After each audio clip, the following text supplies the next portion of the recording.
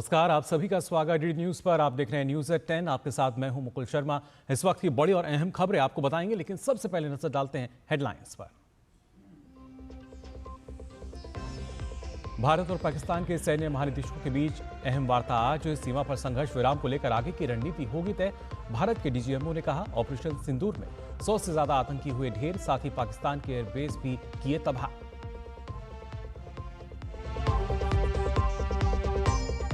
संघर्ष विराम के बाद रॉकेटनुमा भारतीय शेयर बाजार। शुरुआती कारोबार में सेंसेक्स 2000 अंकों तक उछला, वहीं निफ्टी में भी 600 से अधिक अंकों की बढ़त।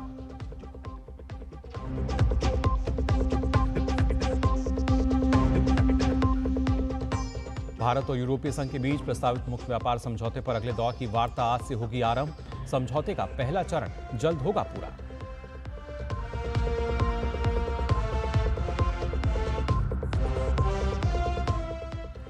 छत्तीसगढ़ के रायपुर में भीषण सड़क हादसा। मासा और ट्रेलर की भिड़ंत में 14 लोगों की मौत, कई घायल।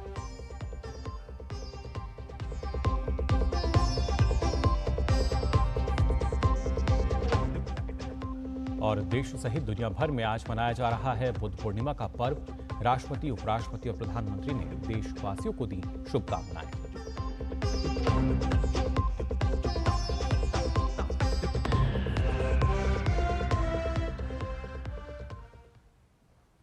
और आइए सबसे पहले बात कर लेते हैं बुलेटिन में अर्थव्यवस्था को लेकर, खासतौर से कारोबार जगत की अगर बात की जाए। संघर्ष विराम के बाद आज भारतीय शेयर बाजार में जबरदस्त उछाल देखने को मिल रहा है। जो बाजार है जबरदस्त उछाल के साथ खुला है।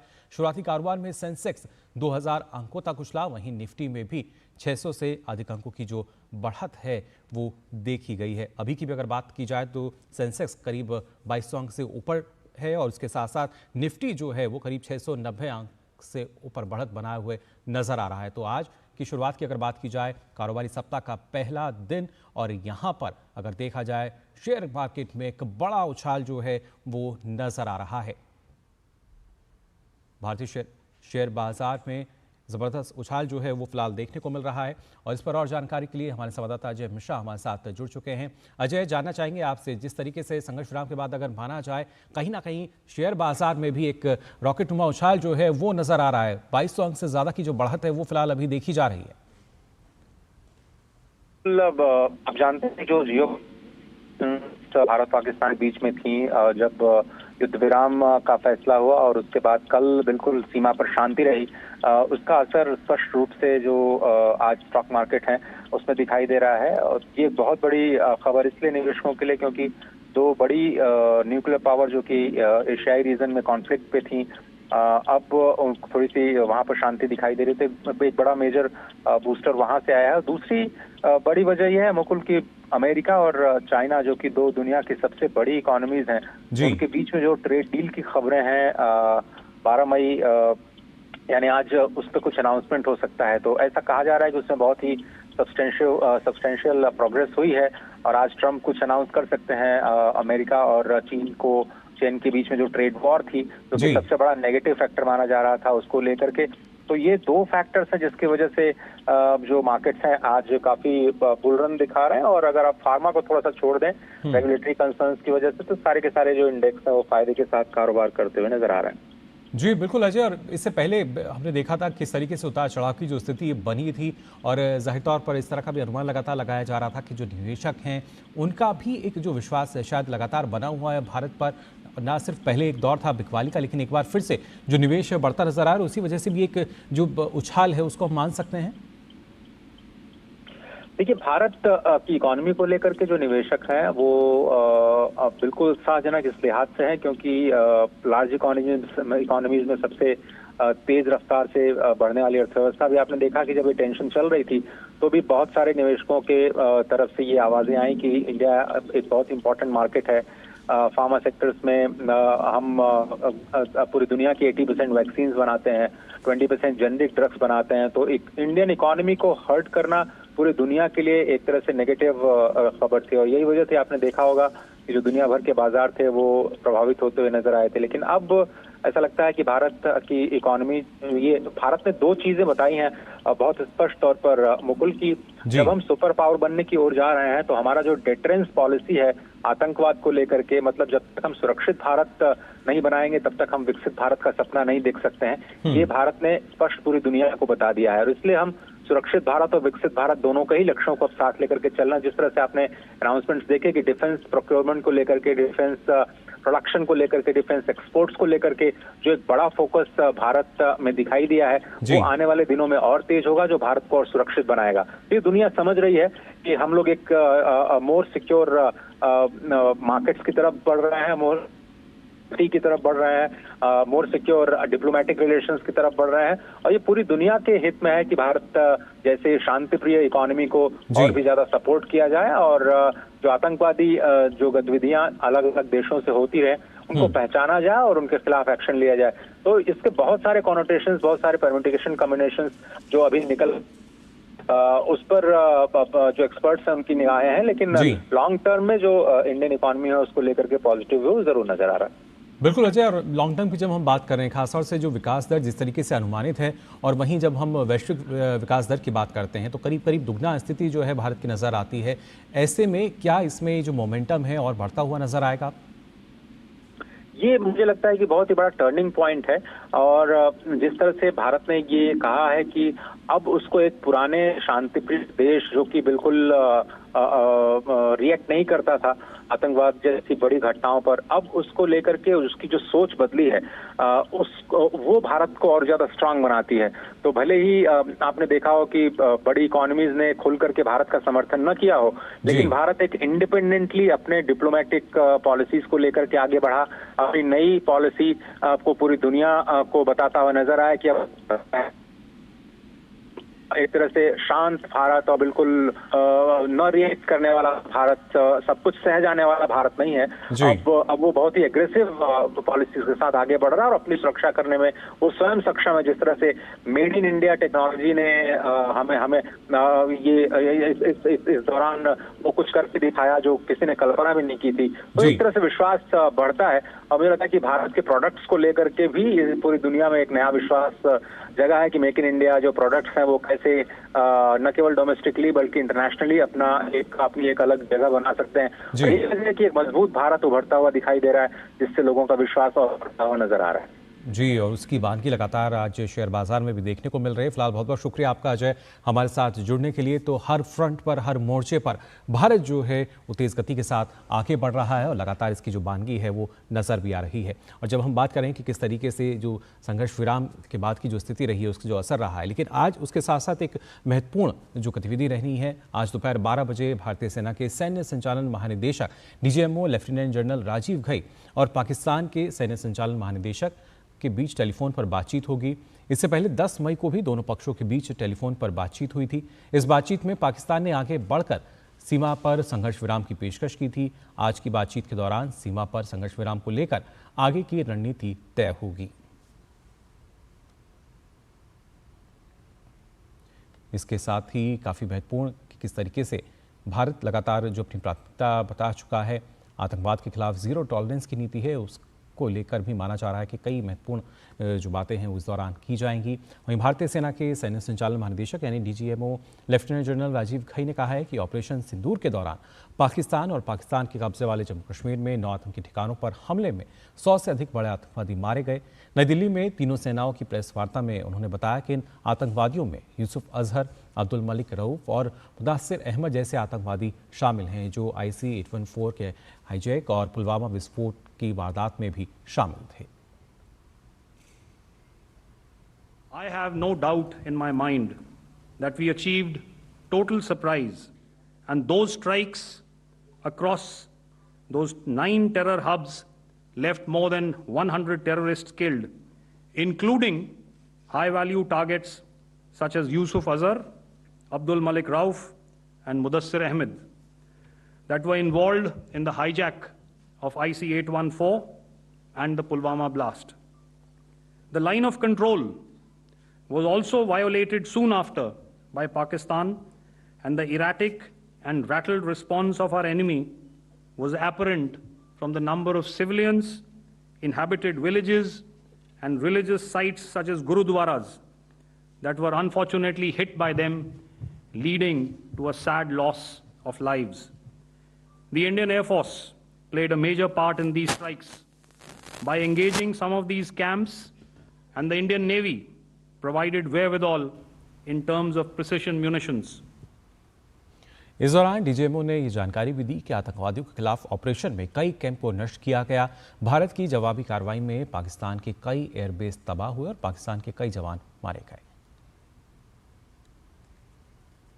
The Pakistan Army has reported to have lost approximately 35 to 40 personnel in artillery and small arms firing on the line of control between the 7th and the 10th of May. What the other side had probably also not reckoned with was the speedy and precise turnaround and hit back by the Indian Air Force.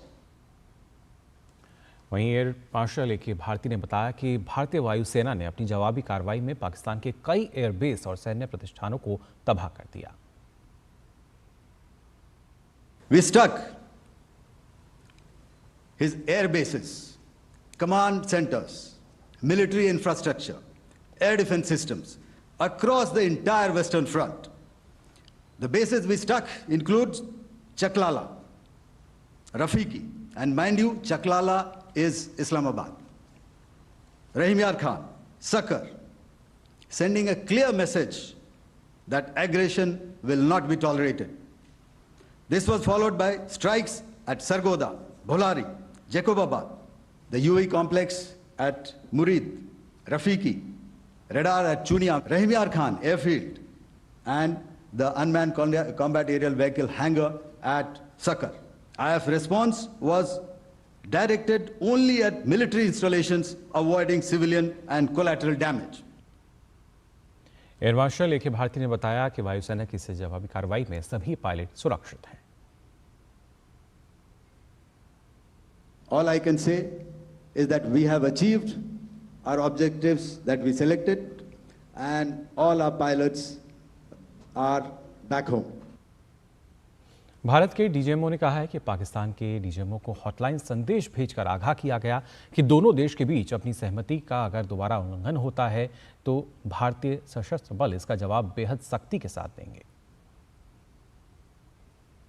We have sent another hotline message to my counterpart highlighting these violations of the understanding between the DGMOs on the 10th of May and our firm and clear intent to respond to these fiercely and punitively if repeated subsequently or later.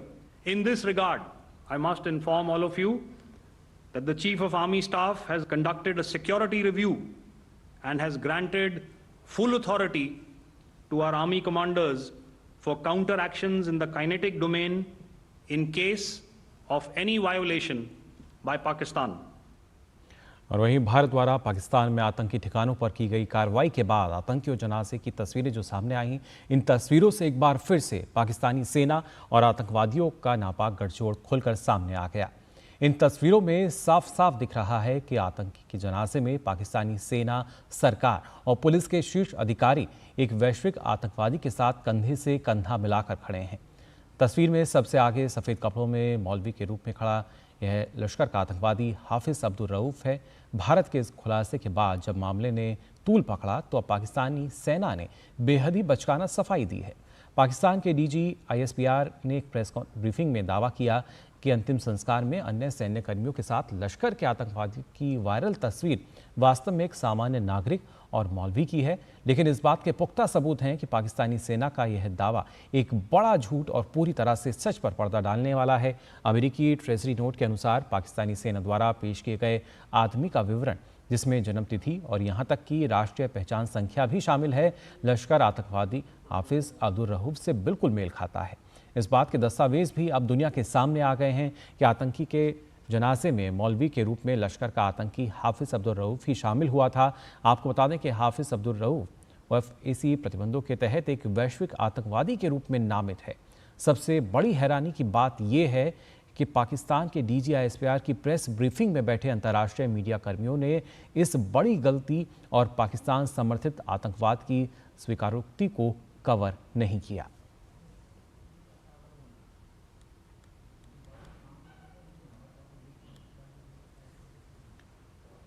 और फिलहाल news eight 10 में खबरों का सिलसिला आगे भी जारी रहेगा, लेकिन हम यहां रुक रहे हैं एक छोटे से ब्रेक के लिए, जल्द लौटते हैं।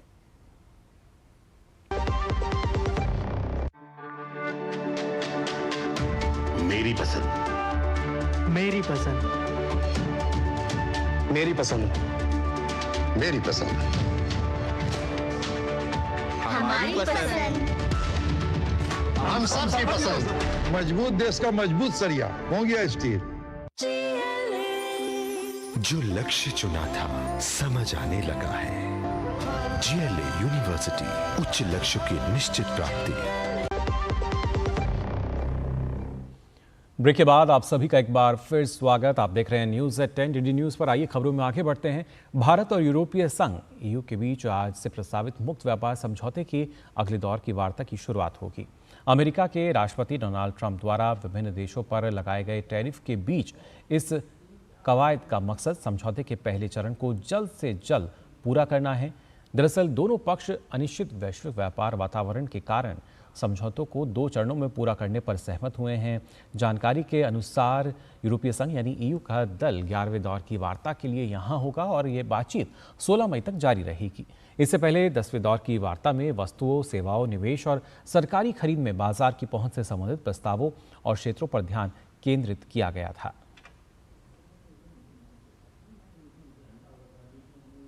छत्तीसगढ़ के रायपुर में भीषण सड़क हादसा हुआ है। दरअसल रायपुर बालोद बाजार रोड पर सारागांव के पास एक छोटे ट्रक और ट्रेलर की भिड़ंत में 14 लोगों की मौत हो गई, जबकि कई लोगों के घायल होने की खबर है। हादसे की सूचना मिलते ही पुलिस प्रशासन की टीम मौके पर पहुंची और घायलों को नज़दीकी अस्पताल में भर्ती कराकर उनका फिलहाल इलाज चल रहा है। पुलिस ने बताया कि ये लोग चौथिया छठी से एक कार्यक्रम में शामिल होकर लौट रहे थे। आसपास जानकारी मिली थी कि एक स्वराज मजदा और ट्रेलर में हुई। तत्काल प्रशासन की टीम एक्टिव हुई और मौके पर जाकर तुरंत जो घायल थे उनको अभी आसपास के जो स्वास्थ्य केंद्र थे वहाँ प्राथमिक उपचार कराया गया, लेकिन उसमें 13 लोगों का निधन हुआ, 11 से 12 लोग इंजर्ड हैं। यूक्रेन के राष्ट्रपति व्लादिमीर ज़ेलेंस्की ने घोषणा की है कि वे इस गुरुवार को इस्तांबुल में रूस के राष्ट्रपति व्लादिमीर पुतिन से मिलने के लिए तैयार हैं। ये घोषणा ऐसे समय में आई है जब अमेरिकी राष्ट्रपति डोनाल्ड ट्रंप ने ज़ेलेंस्की से रूस के साथ तुरंत बातचीत का प्रस्ताव स्वीकार करने का आग्रह किया था। सोशल मीडिया प्लेटफॉर्म एक्स पर यूक्रेन के राष्ट्रपति ने एक पोस्ट में लिखा, उनकी सरकार को उम्मीद है कि आज से पूर्ण युद्ध विराम शुरू हो जाएगा, जिसे उन्होंने युद्ध समाप्त करने के उद्देश्य से सार्थक कूटनीति के लिए आवश्यक आधार बताया।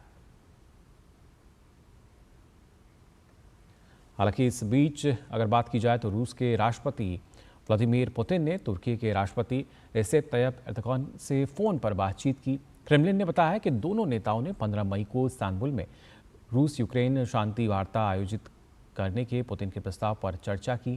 क्रेमलिन ने यह भी कहा है कि तुर्की के राष्ट्रपति एर्दोगान ने पुतिन के प्रस्ताव का पूरी तरह समर्थन किया है और इस्तांबुल में वार्ता की मेज़बानी के लिए तैयार है।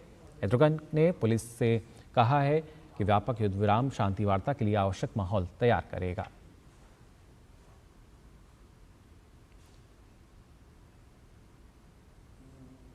वहीं हमास ने घोषणा की है कि गाजा में मौजूद अंतिम जीवित अमेरिकी बंधक एडन अलेक्जेंडर को जल्द रिहा किया जाएगा। ये कदम संघर्ष विराम स्थापित करने, सीमा चौकियों को दोबारा खोलने और मानवीय सहायता, विशेष रूप से खाद्य आपूर्ति बहाल करने के प्रयासों का एक हिस्सा बताया गया है।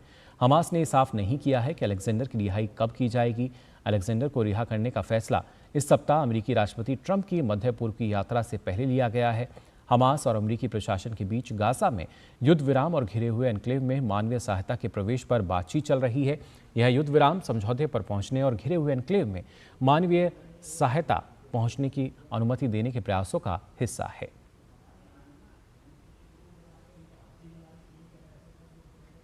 खेलो इंडिया यूथ गेम्स के तहत भागलपुर में तीरंदाजी स्पर्धाओं का आयोजन किया गया।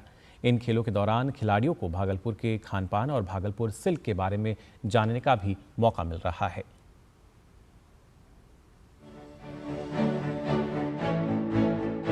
भागलपुर में आयोजित खेलो इंडिया यूथ गेम्स के मंच पर जहां खिलाड़ी अपनी खेल प्रतिभा का प्रदर्शन कर रहे हैं, वहीं खेलो इंडिया यूथ गेम्स की वजह से भागलपुर सिल्क को भी पहचान मिल रही है। वहीं भागलपुर प्रशासन की ओर से भी इस बात का पूरा ध्यान रखा गया है कि देश के अलग अलग हिस्सों से बिहार पहुंचे खिलाड़ियों को किसी भी प्रकार की कोई परेशानी ना हो।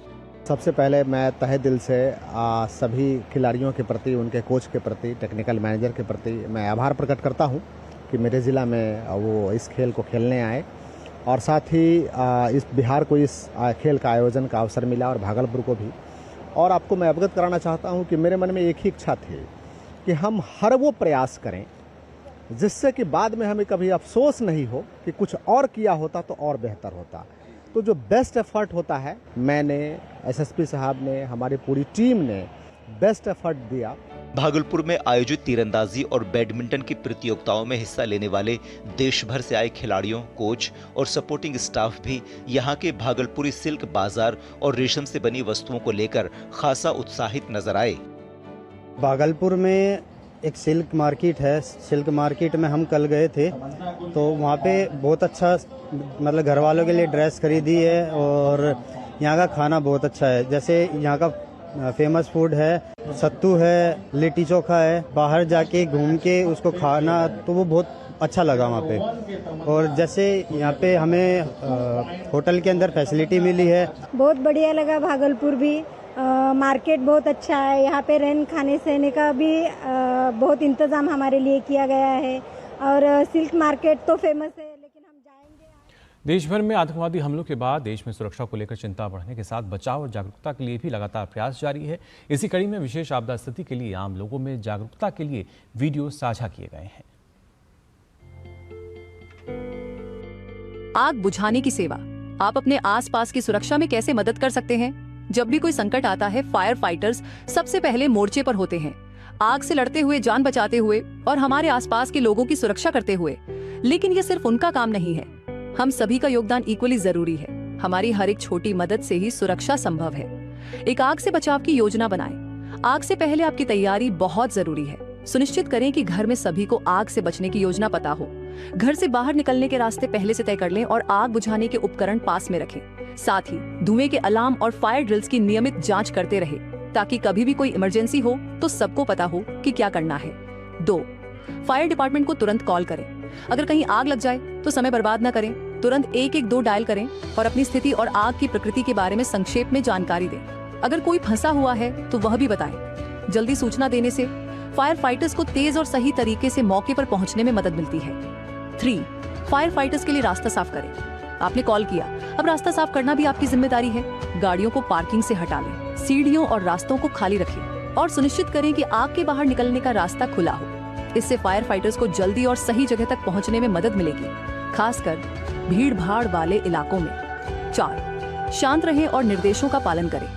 आपात स्थिति में घबराहट केवल आपके फैसले और एक्शन को धीमा करती है। शांत रहें और दिए गए निर्देशों का पालन करें। अगर आपको बाहर जाना है तो जल्दी से सही रास्ता अपनाएं। खिड़कियों से दूर रहें और इवैक्यूएशन के दौरान लिफ्ट का इस्तेमाल न करें। यदि आप अंदर हैं तो नीचे झुककर धुएं से बचें। 5. कमजोर लोगों की मदद करें। आपदा के वक्त बुजुर्गों, विकलांगों और बच्चों को ज्यादा मदद की जरूरत होती है।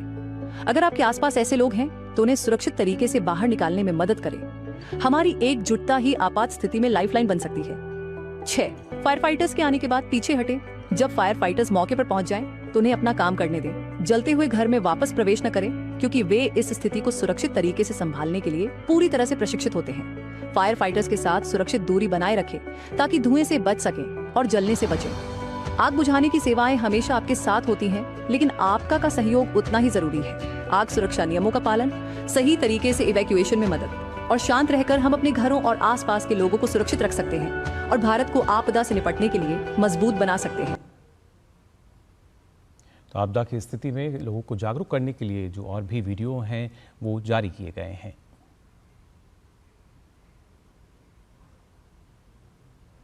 नमस्कार भारत, मैं हूं आपकी आपदा मित्र, मुश्किल वक्त में साथ देने वाली दोस्त और सुरक्षा की पहली दीवार।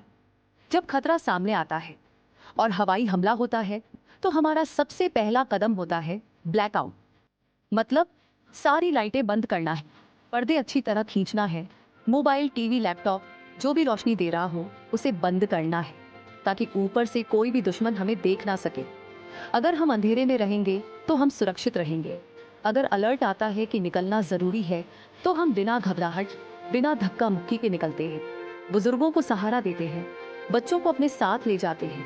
सतर्कता से और शांति से हम सुरक्षित जगह की ओर बढ़ते हैं। अगर किसी को चोट लग जाए तो सबसे पहले हमें घबराना नहीं है।